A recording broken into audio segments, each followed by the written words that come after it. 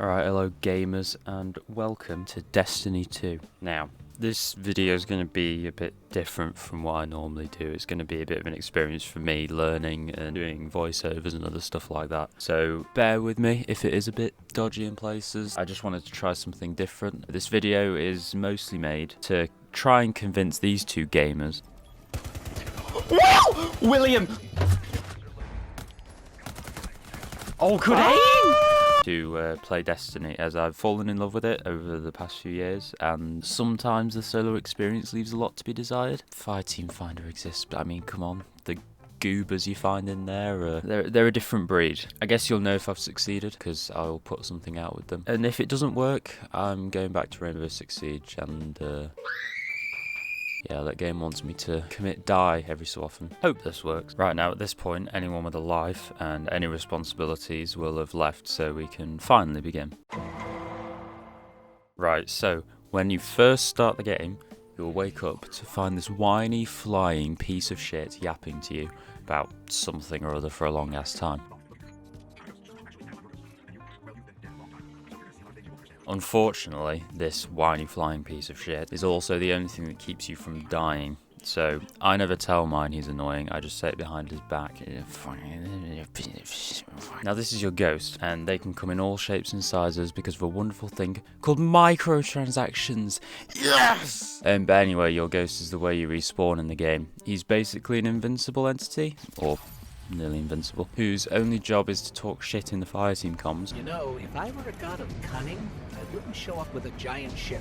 And revive you when your dumbass jumps off a cliff. The ghosts are made by a being called the Traveller, who for simplicity's sake is the good guy in the Destiny story. You've been chosen by your ghost to defend humanity as a guardian of the light and dark if you buy the DLCs. But this means you get to do all sorts of wacky, crazy shit with your powers, like hurling loads of mini suns at your enemies, smashing through walls of ads with your melee attacks, or maybe you like being a sneaky piece of shit who goes invisible every second, does fuck all for the team, and gets shit on as soon as his invis runs out.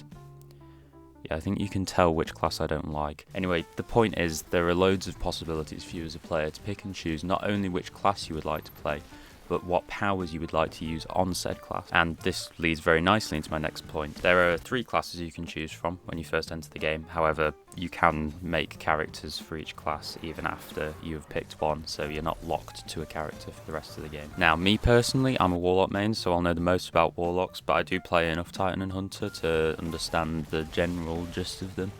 So I think it's probably best we begin with Warlock. Fantasy behind Warlock is you're a space wizard that does cool ass shit with his abilities. Normally in harder content, Warlocks tend to be support based. That's normally their whole shtick, and they just help people stay alive, make ammo, stuff like that. And I think without a good, competent Warlock on the team, some stuff can be unclearable, or at least very hard. Also, Chaos Reach is the coolest super in the game, fight me. Titans are the punch your problems until they go away type class. However, the fact you are a Titan main will not hold up in a court on a domestic abuse trial. Titans are the powerhouses of the team, and the fantasy is you are always at the front fight. Front fight? What the fuck? You are always at the front of the fight, rallying your team against the enemy and showing basically nothing but sheer power against them. And now Hunters.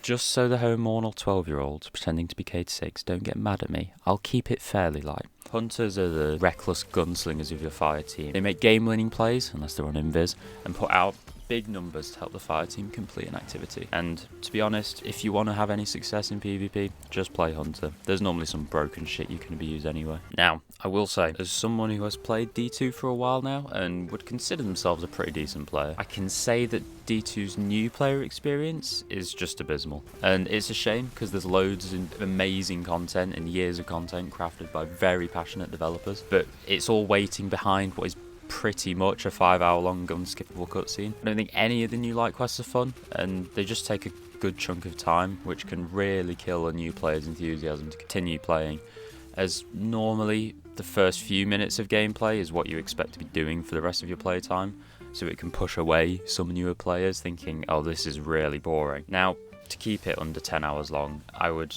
highly recommend you play D2 with your friends all together, just like having fun with your mates whilst you do the boring stuff. It feels a bit like a chore, but you know, it's worth it once you've gone through it, and if you're doing it with your mates, it'll fly by, I'm sure. I'd also recommend, if you have a friend who's already into the game and knows all the stuff, you can sort of just use them as your guide instead of listening to some bloke yap on about it on YouTube. You can use them as they'll probably know what's best for you and what's best for like your play style of what you normally play like in other games. So I would highly recommend, if you have a friend that already plays, please use them as much as you can, because it's such a faff trying to figure out all this stuff for yourself. The game does not do a very good point of teaching you.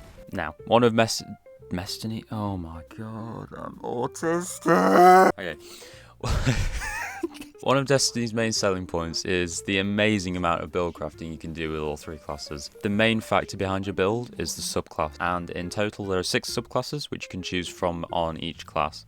3 of the subclasses, Arc, Solar and Void, are unlocked through new light quests and are available to all players for free. The other 3 subclasses are locked behind their respective DLCs. Stasis is tied to Beyond Light, Strand tied to Lightfall, and Prismatic is tied to the Final Shape. This is Editing Greg here. In the menu for buying DLCs in the game, it says Stasis is free to all players. I don't actually know if this is true, because I've got the DLC, so I've got it on all 3 characters. But if any new players in the comments or people who don't have the DLC would like to pipe up, then please let me know. So the 3 DLC subclasses are unlocked through playing the campaigns of each respective subclass. Each subclass has its own unique elements which are different for each character. There's a lot to go over with subclasses, so I'm just going to sort of quick fire everything, because otherwise we'll be here for hours. So it's made up into 7 different sections, and the first and most obvious section is the super section, which is the big go fuck yourself button that you will use to deal loads of damage to enemies or make game winning plays with. The next section is grenade and melee. Grenades are shared across all classes, however the melees aren't. So for example, I can use solar healing nade on all 3 classes, but I can only use the throwing knife on my hunter. Melees and nades are different for every subclass, with some subclasses promoting different playstyles based on the abilities you play. Like Solar has the healing nade, which can lend itself to a more support based or like survivability role. Next section is the jumps. These are all class specific. Hunt's jump is your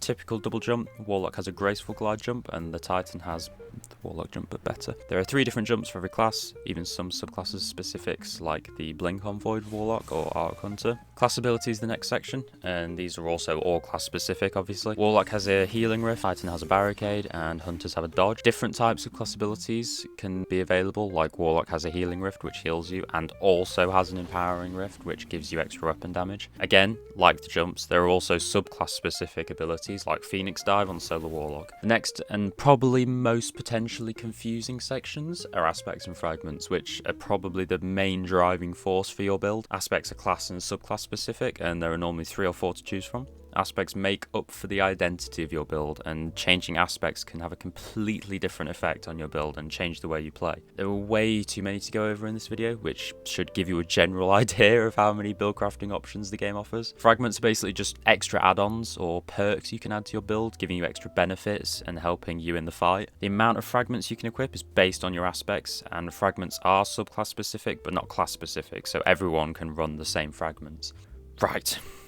That was a lot to take in, but I do have some good news. There are many amazing build YouTubers out there, and if you just search for the best build for your class, you'll be fine. Normally the best builds pride themselves in being easy to use and very powerful, so a new player can just get the correct stuff, put in the correct stuff, and you can just go and do like insanely hard content really easily, and it will make the game more enjoyable for you as a player, so you're not getting destroyed by low level content. Probably the next aspect that is probably second most important to the subclass is exotic armor and weapons. Now, you can only equip 1 piece of exotic armor on and 1 piece of exotic weaponry on at the same time. Armor is class specific, but the weapons aren't. Exotic armor usually ties into your build better than your weapon, and most of the time you'll be swapping weapons depending on the activity anyway, so it's not much to worry about. Exotic armor generally adds benefits onto your subclass abilities, like the Starfire Protocol exotic on Warlock allows you to have 2 grenades, which fully recharge your rift after killing an enemy. It's best to think of your subclass as more of like the general part of the build. You can sort of do anything with the subclass, and then the exotic armor is used to hone the build of the subclass into a certain playstyle. So like if you really want to do a support build, you'll use Speaker's Sight on Warlock Solar subclass, but you can take off Speaker's Sight and put on Starfire Protocol and use it as a fusion nade build, and you can change exotic armors, and that'll just change the whole playstyle of the build. Now, unfortunately, there is a major power creep problem in D2, and there is a lot of armor and weapons that are just no longer useful. A piece of armor that was released 5 years ago probably won't be good today, and without buffs to help it adapt to the new metas, and you know, when you've got hundreds of pieces of armor and weapons to choose from, it makes sense that not all of them can be good. This also brings in the opportunity for a meta to evolve around certain exotic armor or weapons, which allows the game to stay fresh and interesting. Normally every season or expansion there's massive changes to exotic armor, and some old exotic that you've had in the vault for half a decade will be like really good all of a sudden. So it makes the game fresh and interesting, and you never really just like using the same thing over and over and over again. It will always be changing. Now, when it comes to activities, D2 has a lot of activities. Some activities like strikes then have loads of different playable missions within them, so it only gets bigger basically. There isn't really a good place to start with activities, so the best way is to just sort of play what you think is fun and interesting. If you're a PvP player in like a PvP sort of sphere of gaming, you'll probably enjoy Crucible more than you'll enjoy Strikes. But if you're into sort of PvE stuff, you can probably play Strikes and you'll enjoy it. And it can be overwhelming when you first join and there's 100 different things to choose from and loads of different buttons to press. Now, just as a warning to all new lights, take this advice from someone who did this when I first started playing the game. There are some activities which are end game content and require you to be of a higher power level or more knowledgeable of the game and your build before you start playing. These include expert versions of some missions, Nightfall strikes, Trials of Osiris, raids, dungeons, expert lost sectors, and legendary campaign missions. There's probably a few more scattered here and there, but whenever you go into an activity, the power level will be on the bottom right of your screen, so please make sure you don't load in to the Grasp of Avarice dungeon and try to solo it with shitty blue gear like I did. This is again where it's best to have a friend who knows what they're doing and will know what is best for you to do and where to get the best guns and everything. Basic rundown of things: Crucible's your PvP playlist, Vanguard is your PvE playlist, and Gambit's sort of a mix of the two. Please make sure you have a decent build and gun going into PvP, as you will get aggressively touched by a hunter swinging around on strand with a 2-tap hand cannon. Now, PvP matchmaking doesn't care for your feelings, as you can come up against insane players whenever, especially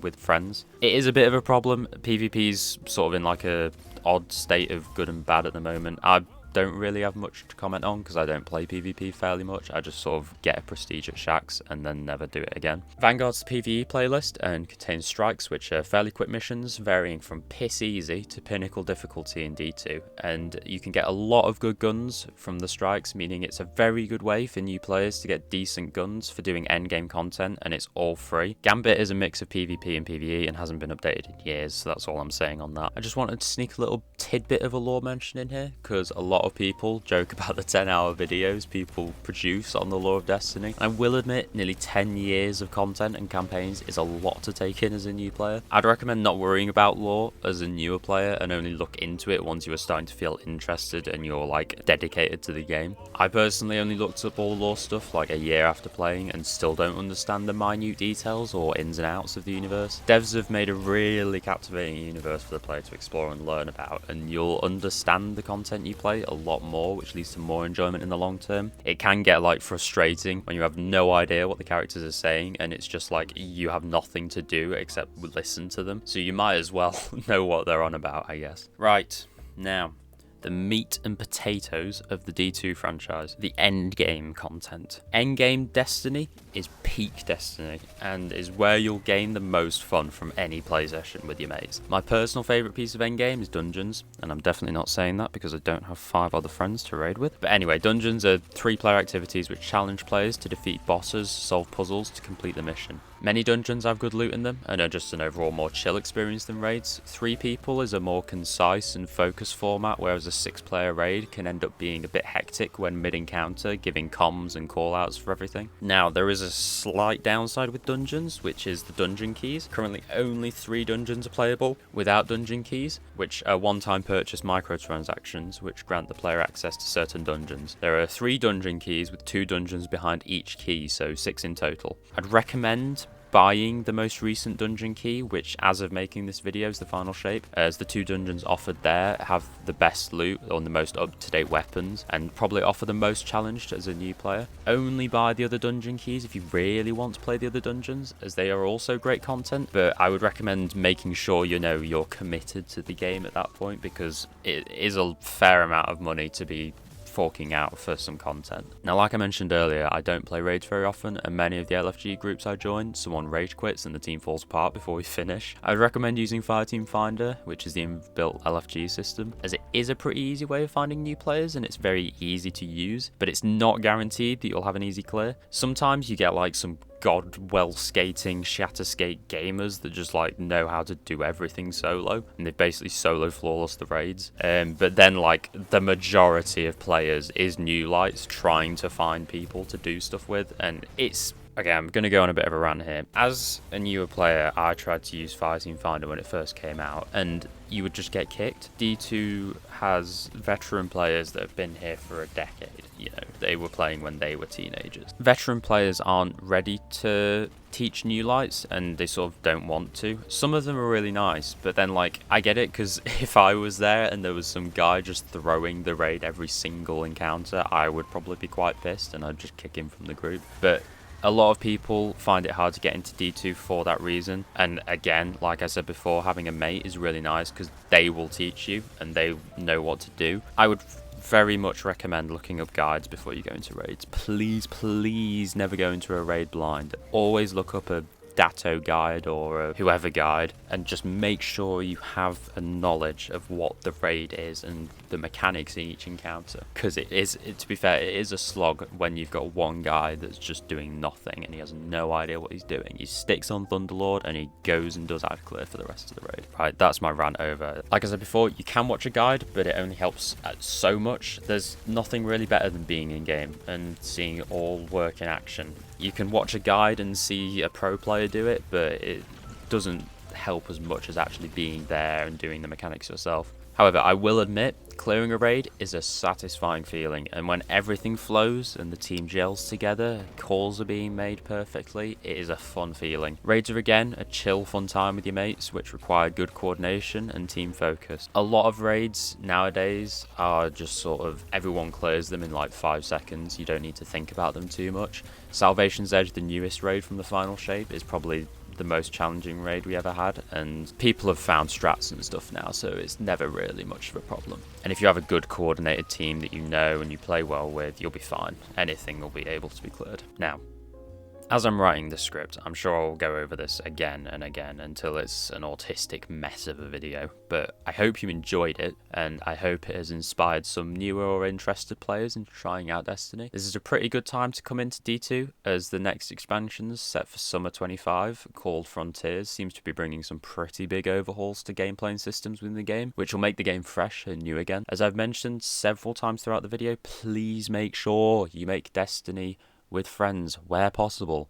This game is a blast when played with other people and allows you to really experience the full potential of the Destiny experience. I've been playing solo since I started playing again and have enjoyed my time, but also felt a bit locked out of activities and loot that I otherwise could get with a fire team. Now, here's to hoping these autistic motherfuckers feel inspired and want to play the game with me. I certainly hope you have enjoyed this video, and you can hope to see more D2 content in the near future, and I'm sure the 2 of you waiting on my Prophecy solo flawless will be gutted, but it will happen, trust me, eventually. Like, sub, all the usual. Leaving a comment helps a bunch with the algorithm, so please leave your thoughts below, and for now, that's all I have to say, except I hope you enjoyed, and I'll see you in the next video.